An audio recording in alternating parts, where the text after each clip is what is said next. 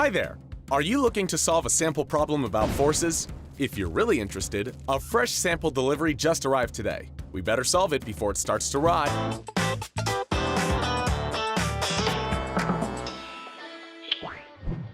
Let's take an example from everyday life.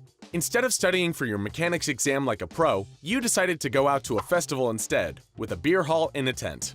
And then, after your 5th beer, you suddenly realize, oh crap, don't we have that mechanics exam tomorrow? But there's no reason to panic.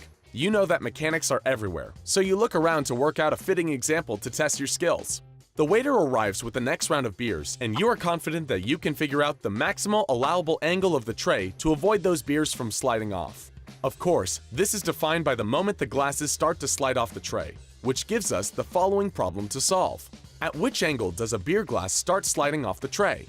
You start by roughly estimating the weight of a glass of beer at approximately 1.2 kilograms and the static friction coefficient, which is around 0.45. Now we can start solving this problem. But where do we start? Your designated driver, the only sober one of the bunch, starts explaining, very slowly, that you need to establish a balance of forces, and he just so happens to be right. First, let's make a free body diagram with the beer. In other words, we start by sketching all the forces we can find. Well, that's easy. There's not that many anyway. There's just the weight force Fg and the friction force Fr.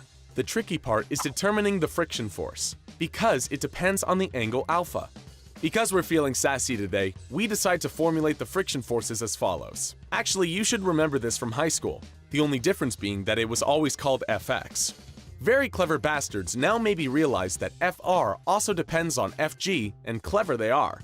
However, Fg is a constant, which is why we normally never add it to the brackets. So let's start by finding Fr. There's a very easy formula for this. Friction force equals friction coefficient times normal force. And we know that the normal force is simply the perpendicular force acting on the surface, also called pressing force, which means that we can find Fn really easily using cosine. In this case, cosine alpha equals Fn divided by Fg. Solving for Fn shouldn't be too difficult now. When we insert this into the equation of frictional force, we get this new formula. That's nice and all, but the formula itself isn't really getting us anywhere yet. Now, we need to think very carefully about what we're trying to solve in the first place. We are looking for the angle at which the beer almost slides off, but not quite yet. What does this mean for our forces? Or, differently put, when does the beer start to slide? The beer will start sliding at the exact moment when the downhill slope force is greater than the frictional force.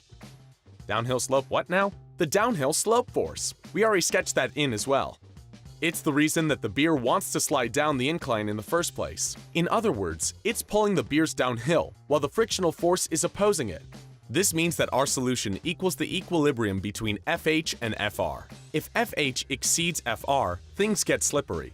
Now, we just need to determine Fh, which is not that hard because the calculation is similar to the one for the normal force Fn. However, this time we use sine. By equating Fh to Fr, we get the following formula.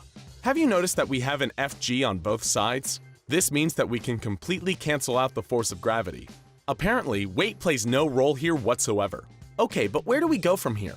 Let's take our alpha and bring it to the left side. Sine divided by cosine. You can either remember this or add it to your formula booklet. It equals the tangent. This makes our problem a bit easier still. Then, as a last step, we need to get rid of our tangent by using the inverse tangent.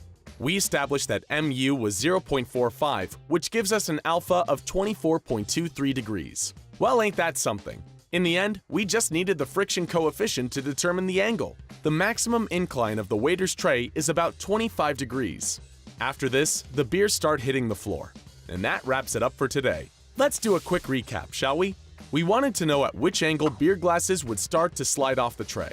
Differently put, at which angle does the downhill slope force exceed the friction force? We calculated both forces and equated them to each other. We used our classic formula and the pressing force to calculate the frictional force, and the gravity force and sine to determine the downhill slope force. After equating them both, we only need to mess around with our formula a bit and solve for alpha. Hocus pocus presto! We hope you enjoyed our little sample problem. We sure did. Get crackin' and see you next time.